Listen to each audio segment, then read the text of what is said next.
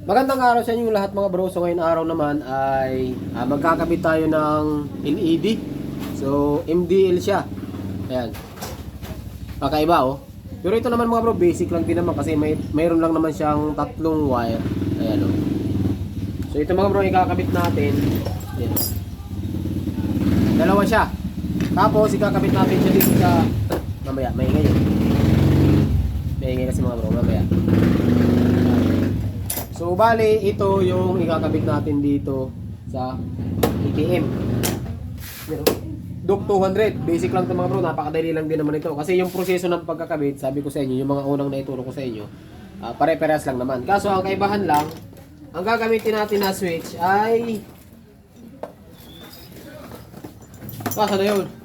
Ayan, tingnan mo. Ayan, switch. Ito mga bro. Ito ang gagamitin natin na switch yun. Charan! Charan! Bale, may tatlo siyang ano yan mga bro, tatlo siyang pindutan. Tapos, ang bawat wire, meron tatlo. So, bakit tatlo mga bro? Kasi, ano lang naman to, hindi naman kagaya ng 3-way, hindi naman siya 3-way. So, tatlo kasi, itong mga ganitong klaseng switch, meron siyang ilaw sa gilid. Meron siyang ilaw sa gilid. Nasa sa inyo na yun kung gusto nyo pailawin, pag sinusi, or pwedeng pailawin tuwing pipindot nila. Halimbawa, pag pinindot nyo, dun lang siya iilaw. Okay mga bro? So, syempre bago natin umpisan yung ating video, yung mga bago pa lang dito sa ating channel, huwag niyo pong kalimutan mag-subscribe para po lagi kayong updated kapag mayroon tayong mga gagawin na mga panibagong videos. Tara!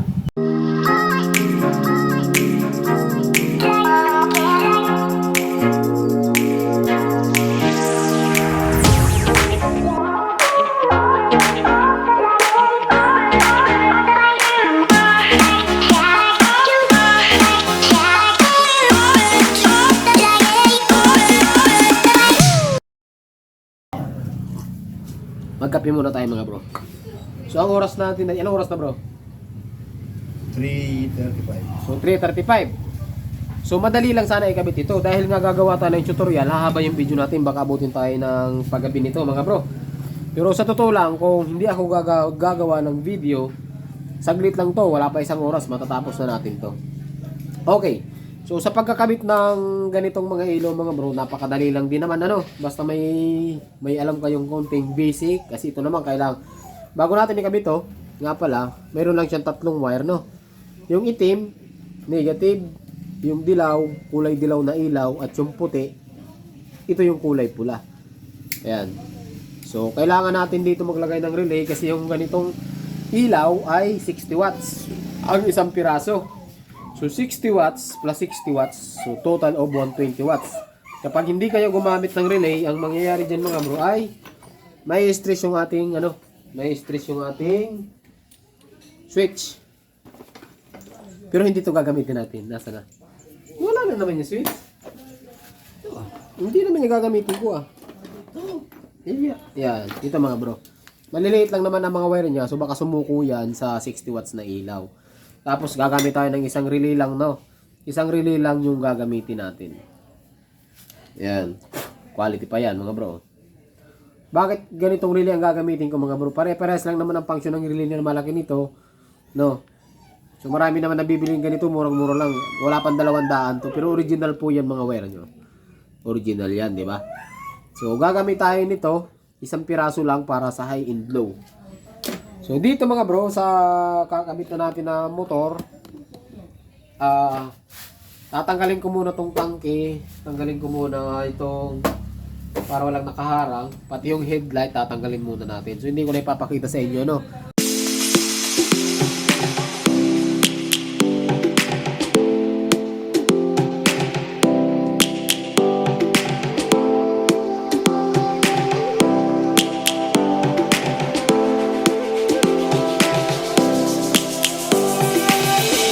Lions roaring in the morning sun, searching for a longer day. People feeling like the light has just come. We must never stop the way. Birds jumping and I hear my name, grasping into it. So ayan mga bro, kung nakikita nyo, bali natanggal na natin yung tangke. So nakalas na natin yung headlight nitong kakabit na natin na ilaw. So, pakita ko muna sa inyo mga bro yung kalagayan ng wirings niya para mayroon kayong idea. Kasi dito pala, ano na to mga bro, marami na palang nakakabit dito ng mga relay. Ayan oh, pakita ko sa inyo. Ayan mga bro, so mapapansin nyo dito, mayroon siyang tatlong malalaking relay. Ayun, ayun oh. Ito, isa, dalawa, tatlo. Ayan, tatlong relay. So, hindi ko alam kung ano yung kinokontrol na yan. So, ang gagawin natin dyan mga bro, kakalasin ko na yan. Tatanggalin natin yan para may rewire natin. Tapos siya nga pala mga bro, subali kahapon, binutasan ko na to. Ako na nagbutas nito. Kasi ito, may nakalagay siguro dating ilaw dito. Ayaw ko ng ganito, tatanggalin ko. So tatanggalin ko na rin tong loud horn. Ayaw ko rin ng loud horn, pangit. Tatanggalin natin yung loud horn, ibabalik ko lang sa stock. Gusto ko stock horn lang. Pero malalaman. Pero napapangitan kasi ako sa itsura eh. Tatanggalin ko tong dalawang loud horn. So, palitan natin ng dalawang stock horn. Itatago ko yung busina, ano mga bro. Itatago ko yung busina sa loob. Pero gagawin ko siyang dalawa. Pero tatanggalin ko tong loud horn. Pero hindi naman yan ang pag-uusapan natin. So, ang pag-uusapan natin is kung paano magkabit ng ilaw. Ayun na nga. So, sabi ko sa inyo, siguro, maghanap na lang kayo kung magkakabit kayo ng mga, di ko alam. Kahit saan na motor naman mga bro, pwede ito yung tinuturo ko sa inyo, pwede ito. Nagkataon lang yung kakabitan natin ay KTM. So, pinakamaganda, pwede naman dito sa unahan, mag-bracket kayo, nasa inyo na yon. So, dito naman, may nakaabang na ditong slider, protection. So, dito na tayo magkabit. Yan, ganyan. So, mayroon naman tong mga bracket na kasama mga bro. Mamaya. So, ang unang gagawin natin dyan, syempre, ito, ihahanap nyo rin siya ng magandang lagayan. So, wala naman ibang pinakamagandang lagayan is yung malapit sa kamay. Hindi naman pwedeng ilagay nyo yan dito sa ilalim kasi para magkung kayo ng ilaw, kailangan nyo pang ilayo. So, ang pinakamagandang pwesto ng mga switches natin, kaya nga nandito yung mga switch natin, oh. Di ba? So, ang pinakamagandang pwesto nito is dito na. Ayan. So, i-install natin yan dyan, mga bro. Ikakabit natin yan. Tapos, ilalagay na rin natin yung ilaw. So, ipi-fittings muna natin. Yun muna unang gagawin natin. Ipi-fittings natin yung ilaw bago natin tanggalin yung mga nagpakalagay dyan, oh. Okay? Marami kasing nakalagay na mga harness na yan, mga wiring. So, tatanggalin ko lahat yan. So, ngayon, ang gagawin natin ay ikakabit muna natin yung ilaw.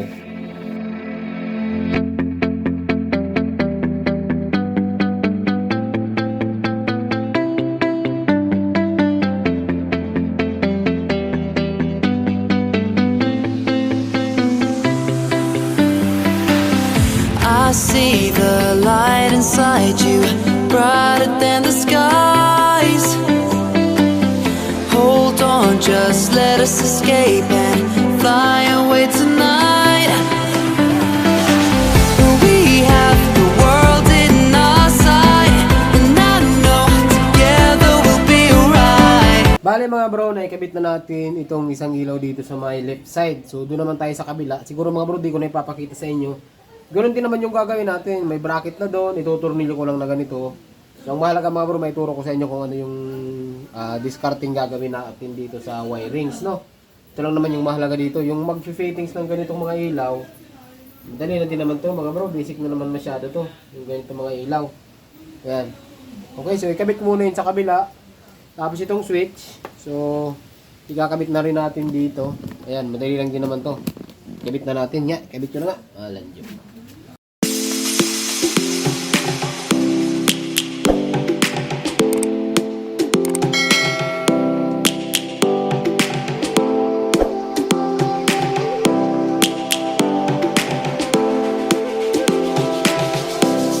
Ayan, no? Astig! So, ang gagawin natin dito mga bro, ang gagawin natin dito is yung papailawin natin siya. Tuwing pagpipindutin natin, papailawin natin. So, ayaw ko yung pag-on pa lang, umiilaw na. So, ang gagawin ko dito, pag pinindot natin, dun lang siya iilaw. Okay? So, basic lang yan mga bro, madali lang yan. So, ang gagawin ko muna mga bro, ilalagay ko muna yung kabilang ilaw. Okay? Ilalagay ko muna yung kabilang ilaw. Para mas mabilis tayo. Hihina kasi ng ilaw nito eh. Wawa ng mga bro kaibigan natin. Wala sa sarili.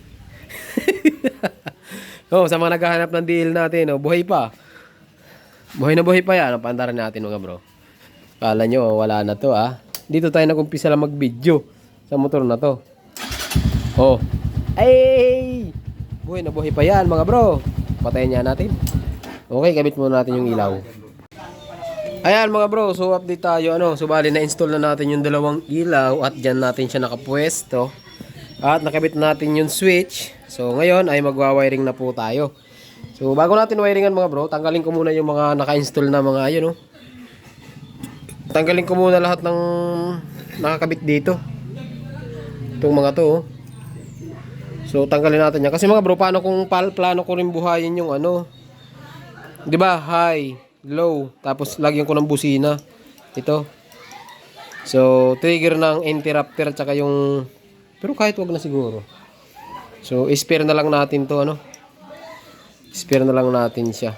Or pwede natin ikabit sa busina na may passing. Saan ba?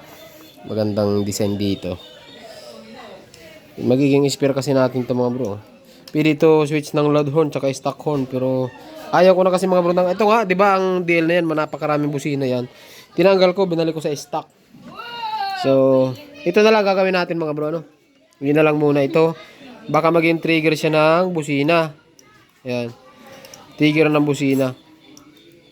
So, yun lang mga bro. So, tanggalin ko muna tong mga wirings. Ayun dami Gagabihin talaga tayo mga bro. Yan, 3 relay yan. Mukhang matitibay naman yung relay na ginamit. So tatanggalin ko po yan. Tanggalin ko muna yan.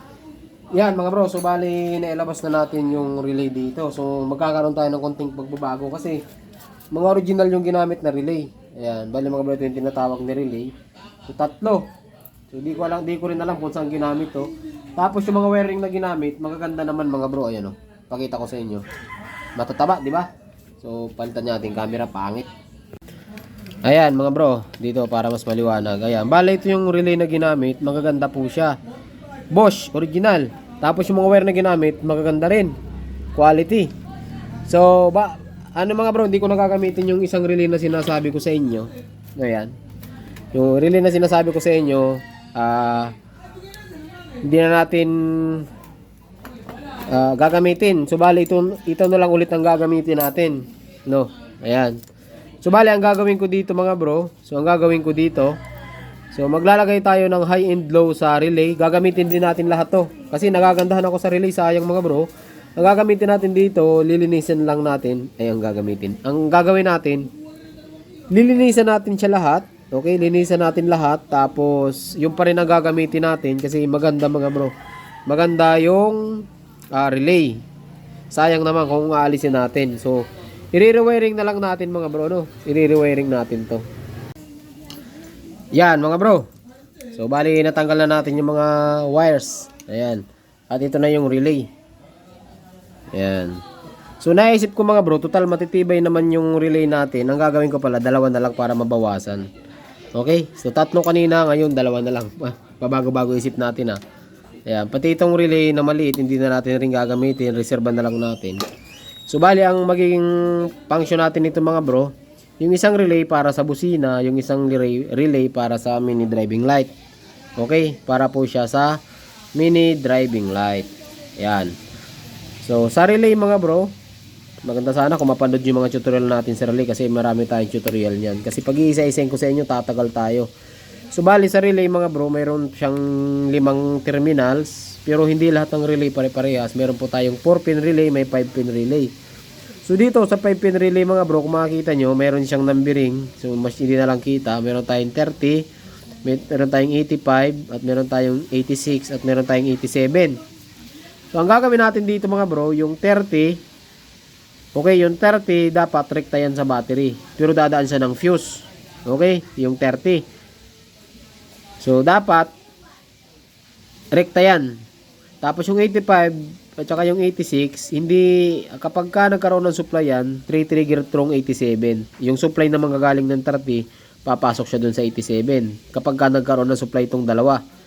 Yan, ganun ang function yan ng relay. So, kapag ka naintindihan niyo yung function ng relay ito, ay pwede nyo i-wiring kahit anong gusto nyo gawin dito sa relay, pwede nyo po gawin. So dito, kung makikita nyo sa relay, yung existing na wiring, ayan, meron ditong 2 puti. Ito, 2 puti mga bro, ito. Meron ditong 2 puti. Meron na kasi mga bro, maguguluhan kayo kasi meron na kasi nakalagay Pero yung dalawang puti na yan mga bro, papunta ng battery yan. Ito na yan. Maganda kasi yung wiring din. Kaya hindi ko natatanggalin. Ayan. Ayan. Ito na yung dalawa na yan. Ayan. So meron na siyang fuse, di ba? So tapos na tayo dyan. So hindi ko na tatanggalin to kasi maganda rin naman yung pagka-wiring. Ayan. Tapos, pagpalagay mo ito yung 30 mga bro. Ayan. Ito yung 30. Ay sis. Tapos ito yung 86 na isa. At saka yung 85. Okay, tapos yung violet is yung 87. Yun ang function ng relay natin, ano? Tapos ito naman, yung 30, yung puti. Tapos yung pink, yung 85. At saka yung 86 ito. Yung pula, at saka yung brown is yung 87. So, ang gagamitin natin dito mga bro, ulitin ko ha. Naku, haba yung video natin talaga mga bro. Patsagain nyo na, madali lang din naman to. So, ang gagawin ko, itong dalawa, itong isang relay is ikakabit natin sa busina. Ito, kakabit natin sa mini driving light. Ito. So, ang logic mga bro dito, pag sinusi natin yung motor, dapat magkakaroon na to ng trigger. Okay? So, para magkaroon ng trigger yan, itong isa, 85, ikakabit natin sa negative. So, kung titingnan nyo yung pink, nakakabit siya sa, ito, meron siyang socket dito, i-clip natin yan sa tornilyo. Okay, i-clip natin sa tornilyo yan para magkaroon ng negative. Ngayon, tuwing masusupply ng positive to, magkakaroon na agad to.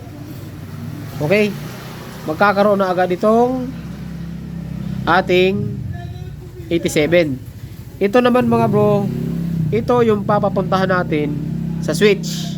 Okay dito may switch tayo, di ba? Ito yun Ayan. So dahil naman hiwalay yung switch natin, di ba? Kasi tatlo kasing anim kasi ito Isa, dalawa, tatlo. Bali siyam na wire nakalabas. Ay bali tatlo pero siyam yan kung bibilangan nyo kasi tagtatatlo sila. So ang gagawin naman natin dito mga bro is kukunin natin yung pinaka common pagsasamahin natin. Doon natin itatap to. Okay, doon natin itatap. Parang mahihirapan kayo mga bro sundan Gawa tayo kaya ng diagram mga bro para maganda. Ito kasi busina, hindi naman to kasama Sumama lang to Napasama lang. Hinayang kasi ako sa relay mga bro. So normally ang tutorial natin is para sa ilaw lang. I-disregard na natin yung busina, wag na natin yung pakialaman. Dito na lang tayo sa ilaw, no? Dito na lang tayo sa ilaw. So ulitin ko lang.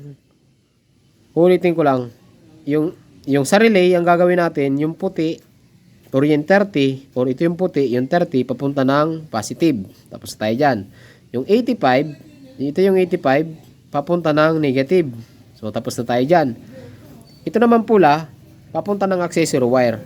Ayan. Papunta ng accessory wire. So napakaraming accessory wire na pwedeng pagtapan dito mga bro sa duct. Or parehas lang naman ang wiring nito mga bro ng Kawasaki. Yung color coding na ginamit parehas lang. Kulay brown din ang accessory wire nito. So kung mapapansin nyo, mayroon ditong flash relay. So dito tayo magtatap. Hindi na to stock ng flash relay ng duct. Kasi 3 pin yun ito. Kung makikita nyo, kulay orange na So pinalitan na nila yan. Okay. Itatap natin to sa accessory wire yung pula. Ngayon pag tinap nyo sa accessory yan, dahil may negative to, automatic mayroon na to. Yung brown. Ngayon si brown naman, yung brown naman mga bro, ang ilalagay natin dito sa switch. Yan, ito yung sa switch, di ba? Yan. Okay? Tapos, ito naman switch, ito naman si switch. Yan yung papunta ng yan yung papunta ng ilaw. Medyo magulo kasi ang tutorial natin, gawa nung may existing na kasi mga bro ng mga wire Okay? Mayroon na kasing existing na wire. So siguro gagawa na lang ako mga bro ng diagram, Gagawa na lang ako ng diagram para mas maintindihan nyo. Mahihirapan tayo dito pagka ganitong tutorial na mayroon nang nakalagay. Nangihinayang naman ako tanggalin. Ayan, nakakahinayang naman tanggalin kasi yan. Maganda kasi yung pagkagawa rin ng unang gumawa. At original yung mga wire na ginamit. Pag tinanggal natin, sayang. Hindi ko na rin naman gagamitin. So tirahin ko na muna yan mga bro. Wala na to. Wiringan ko na muna yan. Gagawa ko ng diagram para sa inyo mamaya. Para mas lalo nyo maintindihan. Mahihirapan tayo nito pagka isa-isahin ko sa inyo to. 2 hours later. Ayan mga bro, so update po tayo. Pasensyahan nyo na talaga mga bro kasi inabot talaga tayo ng gabi. Kawawa na nga mga bro. Ayan. So, ang problema, naikabit na natin. Pero sabi ko nga sa inyo, gagawa tayo ng diagram, ano? So, ipapaliwanag ko na lang sa inyo kung ano yung ginawa natin. So, bali mga bro, ang nangyari, so, nalilito kasi tayo kanina kasi nga may existing na relay na siya, tapos 3 relay. Bali mga bro, ang nangyari, 2 relay pa rin ang ginamit ko. So, ito yung 2 relay, tapos nagkaroon pa tayo ng additional na yung rapid. Okay? Yung rapid horn, yung relay, interrupter relay kung tawagin. Tapos ito, naikabit na natin yung ilaw, kabilaan po yan. So dito yung nakadaan sa ilalim. So hindi pa nga natin ayos kasi plano kong bukas ko na lang ayusin kasi gabi na rin mga bro. Mag-alas 8 na. So kaya naman tayo natagalan kasi nag-interrupter pa tayo. Ayan. Tapos kanina mayroon pa tayong ibang ginawa kaya ngayon lang natin natapos to.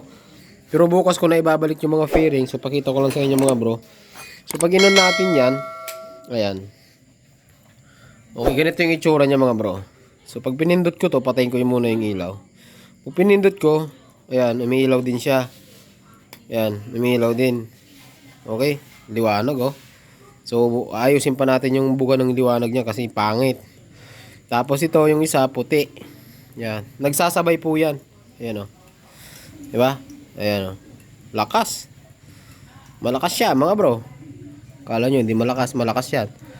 Ayan. So paano ba natin kinabit yan mga bro? Yun na nga yun. Ano kasi mga bro? Hindi tayo nakapokus kasi meron tayong ibang ginagawa kanina. So dito tayo kumuha ng accessory wire. Ano mamaya sa huling video natin gagawa po tayo ng wiring diagram dito. Dito yung ayan, yung relay natin. Ayan. Ito yung termination unit pala doon sa nagtanong. Termination unit ng ano nandito po sa gilid dyan. Pangit yung wiring natin ngayon. Tapos sa unahan, siya nga pala yung mga duct mga bro, wala po yung patayan ng ilaw. Yung mga duct 200. So wala rin siyang switch dito para siyang NS200. So gagawa tayo ng pang 135. Papalitan natin ito. Pero sa ngayon, ito muna ang gagawin nating patayan ng ilaw ng headlight. Ito po, yung isang ito sa dulo. Tapos dito sa loob, ang wiring natin ay ito po. Nakabaybay po siya dito. Tatalian na lang natin dito pagdating dito. Yan o. Tapos, may naisip ako dito mga bro, yung passing natin. Yung passing natin, isasama ko din yung ilaw. So dito na lang tayo mag-tap na wala sa isip ko kanina na isasabay ko sana dun sa ilalim. So dito na lang tayo mag-type ng passing dito. So hanapin natin yung kulay. Dito lang naman ang passing niya no. So ang high ng duct ay itong pula na may itim. Kaparas nga siya ng rouser. Yung pula na may dilaw, low yan. Yung pula na may itim, high yan. So dito kukuha tayo ng wire dyan na isa. Tapos nalagay tayo ng diode dito para hindi bumalik. Pag nag-ilaw siya dito, pag nag-high and low ka, hindi sasama yung ating ilaw na kinabit. Yan. So, gagawa lang ako mga bro ng diagram ano, para mas maliwanag sa inyo yung ginawa nating wiring connection dito. Kasi ito, baka malito kayo dito mga bro. Meron kasing ilaw yung ano natin, yung switch. Yung switch natin mga bro, mayroon siyang ilaw. Ayan oh. 'Di ba? Kung nakikita nyo, may ilaw siya oh. Yan. Okay. So yan, gawa muna tayong diagram. Ayan mga bro, so update ulit tayo dito ano. So ito yung diagram na ginawa natin dito sa KTM na to mga bro. So sana maintindihan nyo. Pipilitin kong ipaliwanag sa inyo mga bro ano. At ngayon pa lang humihingi ako sa inyo ng pasensya kung medyo magulo yung tutorial natin kasi nga meron tayong ibang ginagawa. Hindi tayo nakapag-focus gumawa ng tutorial. Pero dito mga bro, intindihan nyo lang ng maigi, maintindihan nyo yung ginawa natin dito. So ganito. Ito yung 3 switch. Ito po yan, 3 switch. Ito yung 2 ilaw, MDL. Ito yan, tag-isa. 2. Okay. Tapos mayroon tayong 2 relay. Ito yung relay. Okay. Tapos mayroon tayong busina. Ito yun. So dito sa diagram, sinama natin yung busina para dun sa 2 relay. Baka kasi malito kayo. So, tapos mga bro, naglagay tayo ng interrupter. Okay. Ito yung interrupter. Ang nangyari dyan, yung stock horn nakakabit dun sa positive negative, tapos yung lumabas siya yung 2 dilaw. Dito yan sa 85 tsaka 86, dito sa isang relay na yan. Okay? 8586, isang relay. Ay bali, yung 8586 dun sa isang interrupter. Tapos yung, kung makikita nyo dito, yung 30, yan, may numbering kasi yan mga bro, 30 itong sa baba. 30 yan. So, kung makikita nyo yung wire, yan, makikita nyo yung wire, ayan, magkasama, dumaan sa fuse. Ito na yung fuse. Ayan, so naputol pa nga yung isa. So, bibilihan natin yan, 15 amperes. Ayan, ito na yan, dumaan sa fuse. Okay? Tapos, yung isang relay natin, yung 85, nagkabit tayo ng isang wire papunta dito sa body ground. So, ito naman yung body ground natin. Ayan. So, naka-body ground sila lahat. Okay? Tapos, yung 86, kasi nga 86 to 85, 86, 30, at saka 87, yun sa taas. Yung 86, nagkabit tayo ng accessory wire. Yan yung kulay brown. So, dito sa flashy relay, meron dyan dalawang wire. Actually, tatlo dapat yan. Kaso nga, pinalitan na nila. So, nagkabit sila ng universal. Kasi itong mga bro ay hindi na to stock ng KTM Duke. Ayan, ganitong klaseng relay. So, meron dyan kulay brown or accessory wire. Ang accessory wire na tinatawag mga bro, yun yung wire na nagkakaroon kapag sinusian nyo ang motor. Yun yung accessories. Kasi nga, doon nakatap yung mga accessories natin. Signal light, brake light, tail light, headlight. So, halos lahat doon nakakabit. Kaya tinawag po siyang accessory wire. Ito na yan, kulay brown, nakatap sa 86. Pag susi mo ng motor, magkakaroon to. So, dito tayo medyo komplikado. So, ito kasi yung tutorial natin mga bro ay para dito sa switch na to. Pero kahit anong switch, pwede nyo po gamitin. Depende po kung anong switch ang gagamitin nyo. Ito lang yung available sa atin. Pero, mayroon pa tayong ibang switch dito. Kaso, ito, basic na kasi ito eh. Masyado nang marami gumagamit nito kaya di ko na ginamit to. Ito naman may nagustuhan ko lang kasi may ilaw siya mga bro. May ilaw. So ang bawat isa nito mga bro, tatlo ang wire. Okay? Tatlo ang wire. So mayroon tayo diyan na itong mga kulay na makikita niyo diyan, may tayong blue, meron tayong black at meron tayong brown. So kapag ka bumili kayo ng ganitong switch mga bro, ang blue diyan, yun yung nakatap sa negative. Okay? Kaya kung mapapansin nyo dito, yung blue, so kung makikita nyo, tatlo ang wire nyan. So, intindihin nyo na lang dito, nandito yung isa, tapos nandun yung dalawa. So, tatlo pa rin siya. Tapos ito, disregard nyo na isa, ito yan. Pero tatlo din ang wire nyan. Yan kasi gagamitin natin na switch sa headlight. So, yung blue, so magkasama yung dalawang blue nito, pinagsama ko, nakatap yan sa ground. Dito rin, sa body ground. Nandito rin yan sa body ground. Okay? Tapos yung brown, kaya kung nakita niyo yung brown, pinagsama ko. Yung brown, okay, yung brown, doon nakatap yung galing ng relay. Ayan. Yung galing ng relay, ito yung galing ng relay. Okay? Yan yung galing ng relay. Doon nakatap yung brown. Yun yung ating naging main.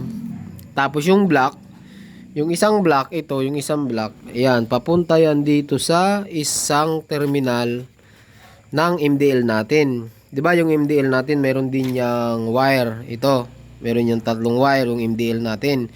Isang itim, isang yellow at saka isang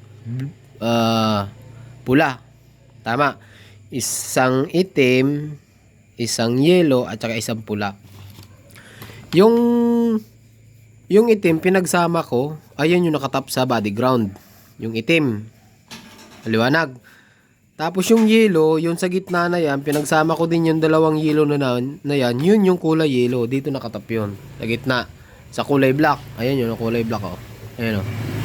Sundan nyo, ito kulay black, bababa siya dito sa mini driving light. Tapos yung isa naman, tumaas siya dun sa kabilang black. Okay, ito yung black oh, sa gitna. So, kapag ka pinagbaliktad nito mga bro, kasi pa switch lang naman ito So, wala siyang polarity. Ang kaibahan nga lang, pag pinagbaliktad nyo yung black tsaka yung brown, tama, yung black at saka yung brown, pag pinagbaliktad nyo, ang mangyayari dyan, pag sinusi nyo, may ilaw na agad to. Ito. Ayaw ko naman ng ganon, kasi gusto ko, kung kailan ko lang siya bubuhayin, dun lang siya gagana yung ilaw dito. Parang ganito mga bro. Pag sinusi natin, pag binagbaliktad nyo tong wirings natin, yung brown, ginawa yung black ginawa yung brown. Pag susi nyo pa lang yan, niilaw na yan dapat. Pero ayaw ko nga ng ganun setup. Gusto ko pag pinindot ko to, dun lang na ilaw to. Ayan o. Ilaw, patay, ilaw, patay. para astig. Yan. Itong isa, ganun din ang gagawin natin dito. Yan. Liwanag mga bro ha. Simple lang. So, picturean nyo yan. Iilagay na lang natin mga bro. Ikakrap natin para masundan nyo yung wiring diagram natin dito. So, dito naman, kahit anong wiring sa mga bro, nagkakatalo kasi talaga yan sa, kung paano isasalansan yung mga wire. So, ito, hindi pa ako masyadong natutuwa dito mga bro. Kasi, dahil mo sanang ayusin pa dito kasi wala na tayong oras eh. Gabi na eh. Ayun nagtatago yung mga wire So kanina lalong nagkalat yan. Ito kasi nakatiwangwang din. So tinalian lang natin ng cable tie. Pero para sa akin medyo sablay pa. Pero kumpara naman sa iba, okay na yan. Kasi naka-cable tie na yan. Yan. Okay, tapos papalitan natin ng fuse to. Oh.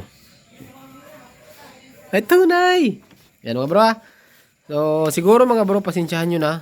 Dito ko na siguro tatapusin yung ating video kasi gabi na.